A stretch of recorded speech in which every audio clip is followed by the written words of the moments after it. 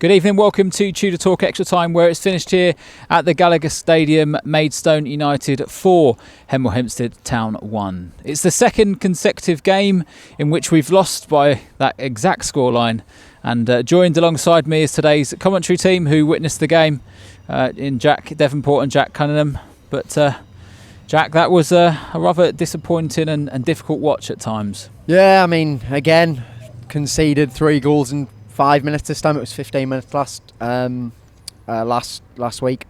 It's just, unfortunately, when you concede, there's got to be, if the next time, say we concede next week against Hampton, we've just got to make sure that just don't concede for at least 5-10 minutes. It's got to, we can't keep killing ourselves off like that at the beginning of games, because after that the game was quite even, but unfortunately the damage is done by that point. Yeah, just before that first goal for Maidstone, we had a couple of good chances ourselves, didn't we, Jack? With Bateman and K-Pod getting in some good areas of the pitch where, you say on another day someone sticks their toe out and we're 1-0 up. Yeah, it's just one of those games, I think. If we go 1-0 up, maybe we take a bit more control. We maybe add a second, but we've committed men forward. We've started to sort of pin them in, and they've just hit us with a sucker punch, and then another one, and then another one, and then before you know it, we've gone from missing a chance at one end to being 3-0 down. But another day that goes in, and just needs to be a little bit more clinical, I think. Well, the person who's going to be responsible for dissecting that performance is manager Lee Bircham, and he caught up with me just a short while ago. Lee, rather disappointing defeat yet again. It was almost carbon copy to last week. 3 goals down at half time. What do you make of that? Yeah, I mean, for 24 minutes we was excellent. We didn't have a problem. We let in 1 goal, and at the minute it's just a crumbling effect of them. I don't know what the times of the goals was, but it felt like it was 3 goals in 5 minutes, 6 minutes. That can't happen. That can't happen with it, and it's just it must be a confidence mentality thing. And whenever you can see the goal, there's always 3 errors in it, but we're making about 4, 5, 6 in them goals. But it just needs to be a little bit.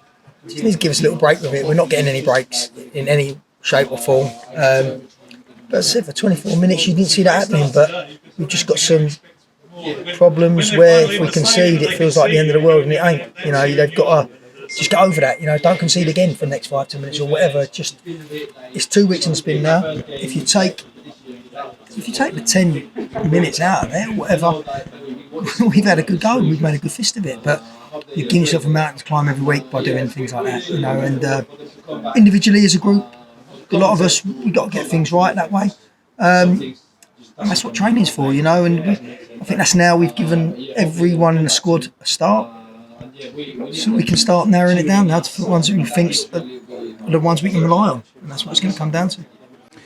We're missing JJ and Reggie today. Does that change the formation in any way, change the shape, change the way in which you want to play? Yeah, difficult because you're losing both your wide men, if you like. Not just losing one, you lost a pair of them. And at the minute, trying to get them players in of that standard, it's a struggle. We're not in that market where we can get the ready-made ones. We've got to make our own players, and at the minute, it's not happening. We'll just keep trying. It won't be for the lack of effort, that's for sure. And you referenced there, just before that first goal, we did have a few opportunities there to take the lead. And I think it was Matty Bateman on the far post and K-Pod with a cross down here. And we did look up until that point like we'd give Maidstone a game today.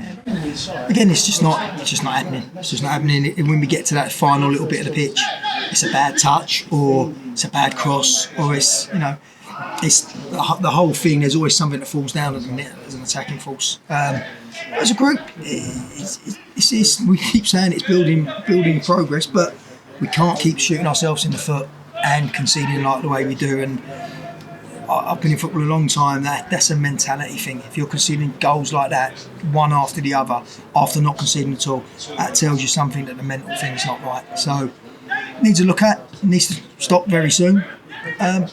But anyone that was here today, if you take them out the equation, that little period, we've had a right go, but it's no good if you're 3-0 down. And lastly, has much been said in the dressing room at full time? A player said much, or is it just a case of everyone's a little bit shell shocked again, and it's something you'll address on Tuesday? I don't think they can. I don't think there's anything the boys can say, because you're setting them up in a certain way. They know their roles, and it just things are going against them. Today it's just another. I think the first goal's a runner. And if a player's not going to go with his runner, there's not a lot you can do. You can hang them up against the wall in a changing room and say, you go with your runner. If they're not them characters that are going to go with runners, you're fighting a losing battle, because that's 2 weeks in spin now where we just let runners go. You can't do it. So we're going to need a group of players that will at least stick with a runner and be braver. Confidence is a great thing, and there's a few there that are lacking confidence, and they're not showing for the ball, or they're half showing for the ball, but they're not going to get it because of the way their body shape is. But it's what it is. It's the position we're in at the minute, and we'll get ourselves out of it. It won't be a problem. It's just a matter of time. But as I said, we'll keep adding to the squad and keep getting improvements in when we can and when they come available. And it's a slog that way, but we will do it. And there's no problem. We'll get it right. Yeah, there we are then. So there's the thoughts of Lee. Now, I referenced in that interview that we are missing the likes of Reggie Young, who's injured today, and JJ is not available due to some self-isolating that's necessary for him. How damaging is that to the side where your two wingers aren't in the team? Well, no, especially Reggie started the season really well. He won a penalty in the FA Cup, and then he got that assist last week as well. So I think straight away losing Reggie, you lose an outlet on the left. Obviously, so we had to change that around today. Didn't necessarily have that outlet, I suppose. But so yeah, you're struggling. Obviously, JJ started the first two games and then started going to self-isolation. So straight away you're missing your two first team wingers.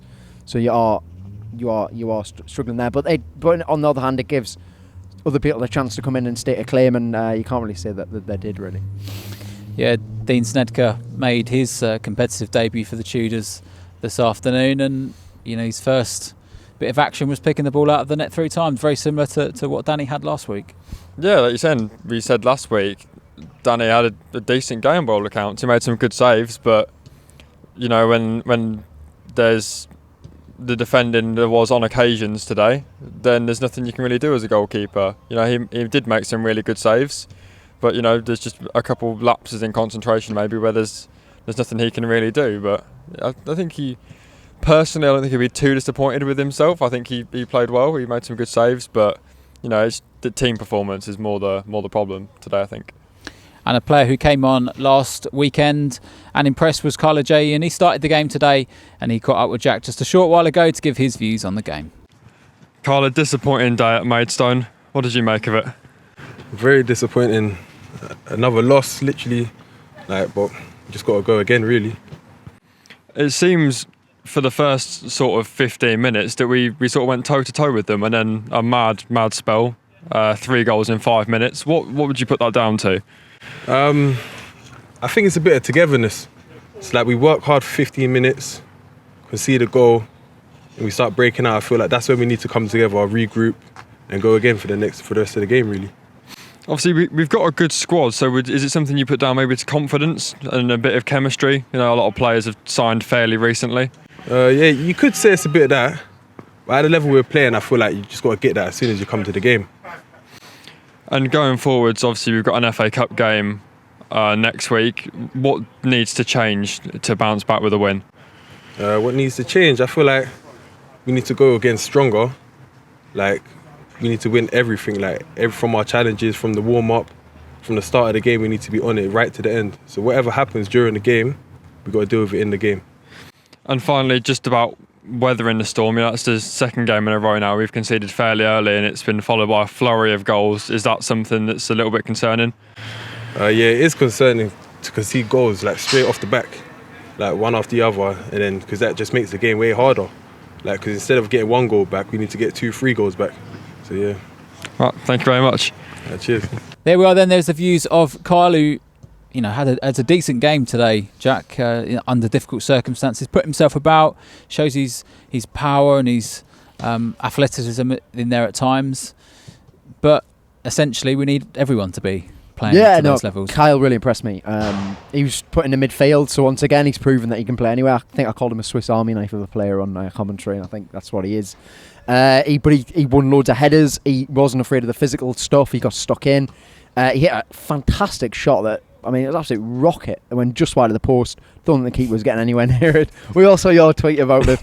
If only the I and the O wasn't so close together. Yeah, we'll blame it on that. Yeah, but Kyle is probably one of the players who can look at this and say, you know, I did quite well today, and he can be quite positive of that. But as you say, we need more of that from everyone else. And I think Sadiq Balarabi again. That's 2 and 2 for him. You know, we can't ignore that positive for him, and it was a great goal as well. I get on a former Premier League defender to turn him like that and then rocket into the top corner. It was a really good goal, so I think you've got to give Sadiq praise as well. Yeah, Jack, he's certainly sort of a gem in the 2 defeats there. You know, he got the goal last week, got the goal this week, and you kind of think, well, if we have players like JJ and like Reggie in the side who are able to get the ball into the box, perhaps he can be a real handful.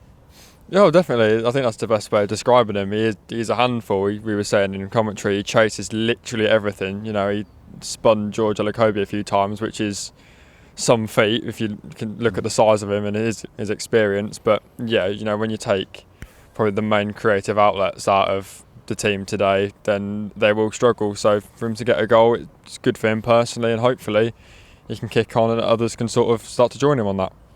Well, next week is the FA Cup tie, and we host Hampton and Richmond Borough at home. Jack, how do you see that one? A former side of yours, you know, know them very well. You know, I've got a lot of things to thank Hampton for. They giving me my chance in club media. It was the first time I did commentary. But obviously I'm here, I'm with the Tudors, and I want the Tudors to win. But it'd be nice to see a few people who, you know, there's some nice people at the club, so I'm looking forward to that. And a home tie, which is good. It's just a shame, obviously, that fans can't be there, but one game away from the first round. You're a big Peterborough fan, Jack, or from Peterborough. Are you hoping that we progress in that tie and draw them? Yeah, obviously if we draw Peterborough, I'm a Hemel fan. But no, I think for everyone involved, for the club, for the fans, for the players, a chance to play in the first round and draw a Football League team is unbelievable, be that League 2 or top of League 1. You know, Stadium of Lights in the mix, which is, if we can get anywhere like that, that'd be unbelievable. So I think next week we go out, we really put a performance in, because the players will want that. There's that little bit extra incentive, and it's the FA Cup, so anything happens, form's out the window. And finally, Jack, is that the sort of game that the players need after these tough 2 defeats in the league? You know, it's almost like a lottery in the sense of it's, you know, you win, you get through to the first round. Is that the type of game that these players need now? Yeah, so I'm pretty sure Hampton didn't have a game this weekend. I think this was their week off. So, and they haven't had the best of starts of the season. They've scored a goal yet.